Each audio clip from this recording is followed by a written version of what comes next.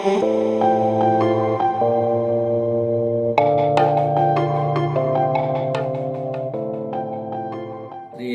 ദൈവത്തിന് മഹത്വം ഉണ്ടായിരിക്കട്ടെ.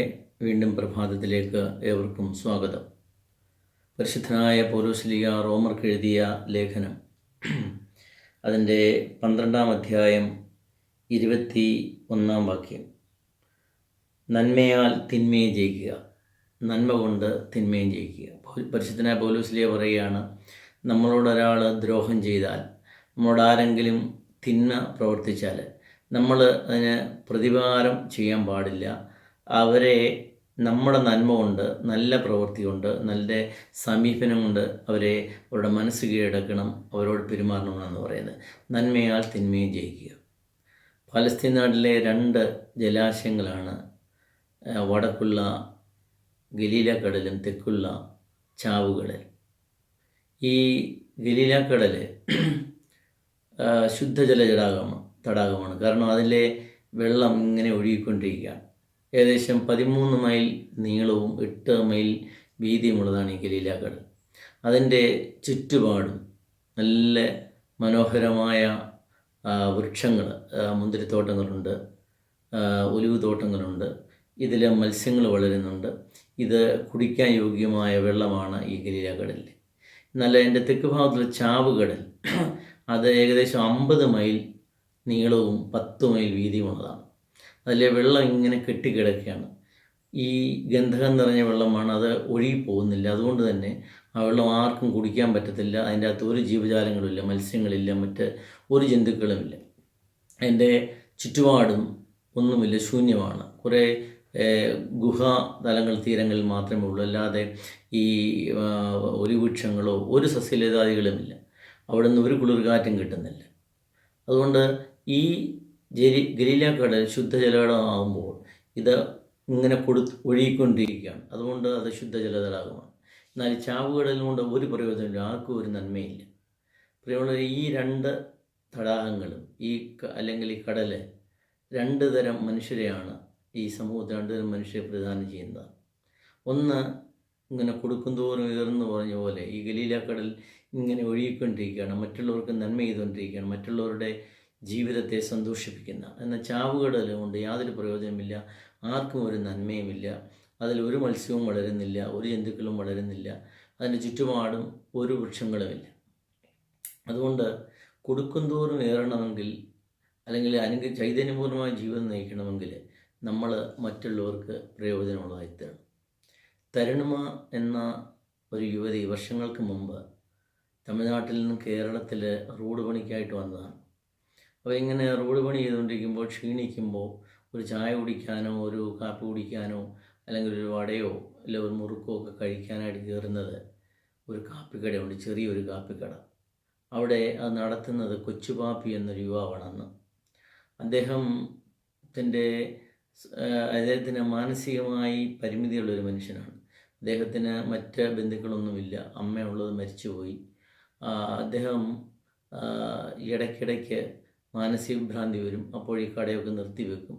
ഇതൊക്കെ അറിയാവുന്ന ഈ തരുണിമ ഈ കൊച്ചുപാപ്പിയുമായി ചങ്ങാത്തത്തിലായി. അത് ക്രമേണ അവർ പ്രണയബദ്ധരായി.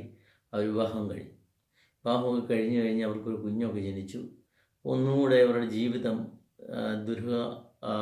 ദുസ്സഹമായി. കാരണം കുഞ്ഞിന് ഇടയ്ക്കിടയ്ക്ക് ഒരു പെൺകുഞ്ഞാണ്, അതിന് അസുഖങ്ങൾ, രോഗങ്ങൾ വരുന്നു. ഇദ്ദേഹത്തിന് ഇടയ്ക്കിടയ്ക്ക് ഭ്രാന്തി വരുന്നു, പ്രത്യേകിച്ച് ചൂട് കാലങ്ങളിലൊക്കെ. അപ്പോൾ അങ്ങനെ ചികിത്സിക്കണം. അങ്ങനെ ഈ തരുണിമയ്ക്ക് റോഡ് പണിക്ക് പോകാൻ പറ്റാതായി, അവരുടെ കാപ്പിക്കടയിൽ നിന്നുപോയി.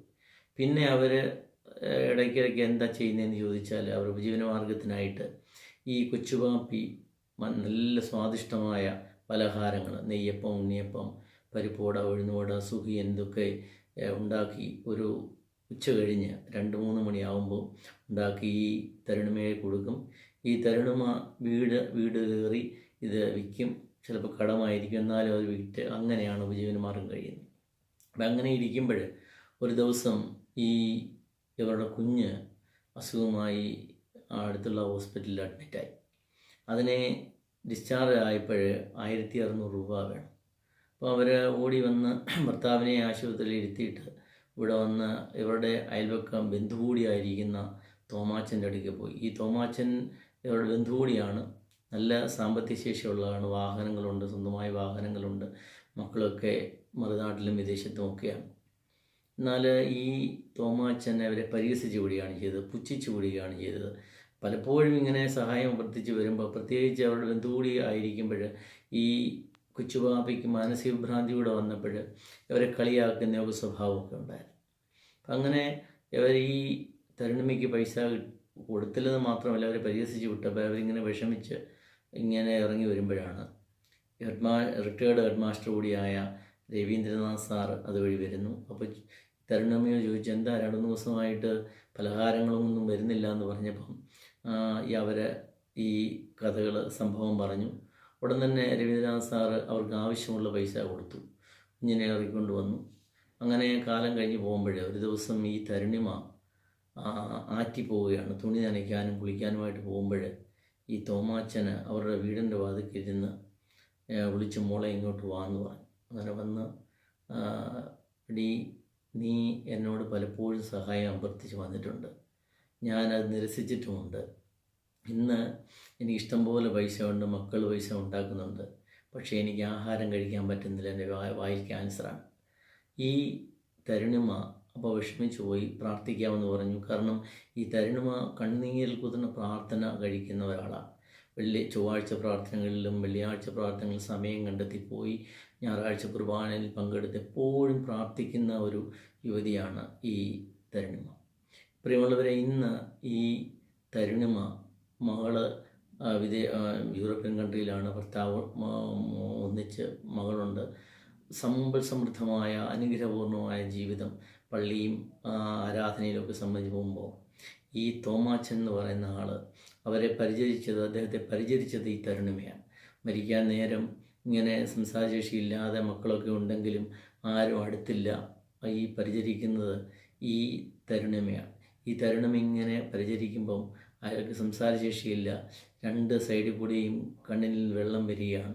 ഒരുപക്ഷെ തോമാച്ചൻ്റെ അന്തർഗതം ഇതായിരിക്കാം, ഈ തമിഴ്നാട്ടുകാരിയായ യുവതിക്ക് എന്നെ സ്നേഹിക്കേണ്ട, എന്നെ പരിചരിക്കേണ്ട കാര്യം എന്താണ്?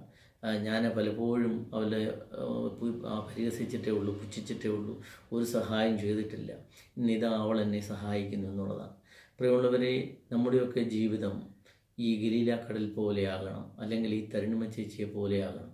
മറ്റുള്ളവർക്ക് സഹായം, അതായത് ഈ തന്നെ ദ്രോഹിച്ചവരോട് പോലും, നമുക്ക് ഒരു സഹായം ഇല്ലാത്തവരോട് പോലും ഈ തരുണിമ ചേച്ചി പോയി അവരെ സഹായിച്ച് അദ്ദേഹത്തിൻ്റെ മരണസമയത്ത് ഈ തരുണിമ ചേച്ചിയെ ഉണ്ടായിരുന്നുള്ളൂ എന്നുള്ളതാണ്.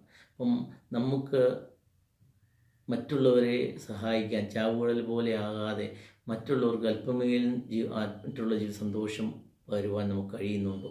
കഴിയുന്നില്ലെങ്കിൽ നമ്മൾ ആ ചാവുകടലിന് തുല്യമാണ്, അല്ലെങ്കിൽ ഈ തോമാച്ചന് തുല്യമാണ്. മനുഷ്യരാൽ മനുഷ്യന് വേണ്ടിയാണ്. മനുഷ്യൻ്റെ ഭാഗമാകണം.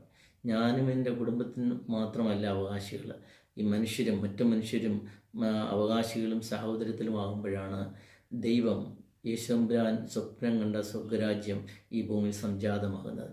അതുകൊണ്ട് നമുക്ക് അങ്ങനെ ഉള്ള ഒരു ജീവിതം, മറ്റുള്ളവർക്ക് വേണ്ടി നന്മ ചെയ്യുന്ന ഒരു ജീവിതം, മറ്റുള്ളവരുടെ ജീവിതത്തെ പ്രകാശപൂർണ്ണമാക്കുന്ന ജീവിതം, അങ്ങനെ ജീവിതം കഴിക്കുവാൻ, ദൈവത്തോട് ചേർന്ന് ആ ദൈവ സ്വപ്നം കണ്ട സ്വർഗരാജ്യം ഇങ്ങനെയാണ് പടുത്തുന്നുള്ള ബോധ്യത്തോട് ജീവിക്കുവാൻ ദൈവം നമ്മെ സഹായിക്കട്ടെ.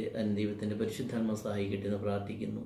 ദൈവം നമ്മെ സമൃദ്ധമായി അനുഗ്രഹിക്കട്ടെ.